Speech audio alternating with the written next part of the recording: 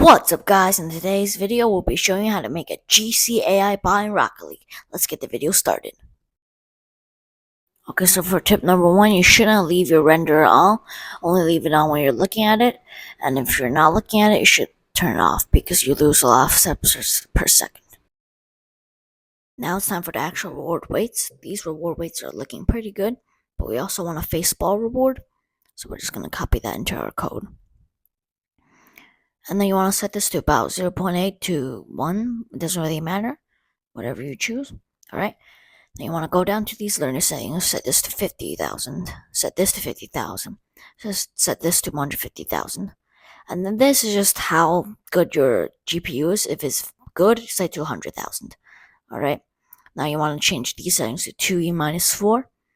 And then you want to change it to CUDA if you have an NVIDIA GPU. If not, just set it to CPU. You should also change this value to 10 million, and you should change the time step limit to as much as you can. All of these rewards are meant for the bot to touch the ball and start ball chasing, because the bot needs to learn that before it can learn scoring and anything else. Once your bot has learned touching the ball consistently, which is probably around 100 million steps, you want to change these learning settings to these. Now at this point, you're going to introduce something called gate gamma. It's basically how far your bot looks into the future. Default just 0.99, which is 5 seconds into the future. You want to increase this as you keep on training because your bot needs to look further into the future. Now at this point, our old touch reward isn't really good anymore, so you want the bot to accelerate the ball, like hit it hard. So you're going to remove the old touch reward and just replace it with advanced touch reward. So you're going to set the touch reward weight to about 0.3, and then you can set the acceleration reward to like 1. And then just set the weight to 75. And then at this point, you're just going to increase goal reward to 1,000. And then you also want a velocity bar to goal reward for continuous encouragement to score. You're just going to set this to whatever you want. I'm just going to set 10. And increase gamma to 0.993, which is 7.5 seconds half-life. And then set the learning rates to 1.5 E minus 4. Now at this point, your bot's going to be scoring a lot. This is probably around 1 or 2 billion steps. And your bot's probably starting to learn outplays like flicks. So you want to tune up gamma to 0.995, which is 10 seconds half-life. And you also want to decrease the learning rates to like 1.2 E minus 4. It doesn't really matter what you set it. Just like anywhere between 1 E minus 4 to 1.2 E minus 4. And then you also want to increase goal reward and increase velocity bar to go. And then just kind of let this cook. Now, bots are terrified of the air. That's why we need an in-air reward. You can remove it around right now.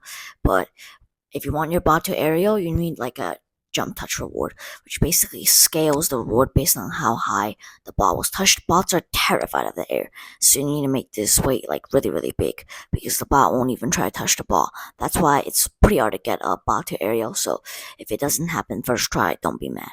You also might want to include some state setters also, so you can check them out in ROGem tools. If you want to make rewards, you should import the game state object from ROGem. And the game state object includes the car object and the physics object, which basically has everything there is about the game. So if you want like a reward for having more boost, you can use a car boost amount module to make a reward for that. There are also plenty more state setters and tools and other rewards at ROGem. So all you have to do is just pip install ROGem tools, and you can use all those rewards from ROGem, or you can just copy and paste it into your code. The most important part about making an AI bot is to have patience, to let the bot train, and if something's wrong, you change the reward. And then over time, as you get more and more experience, you eventually make a GC bot. So anyways guys, I hope you enjoyed the video. Please subscribe because I do take my free time on making these videos, and I would like to get monetized or something because I really do spend time and effort on these videos. So please subscribe. Yeah, that's all I have to say.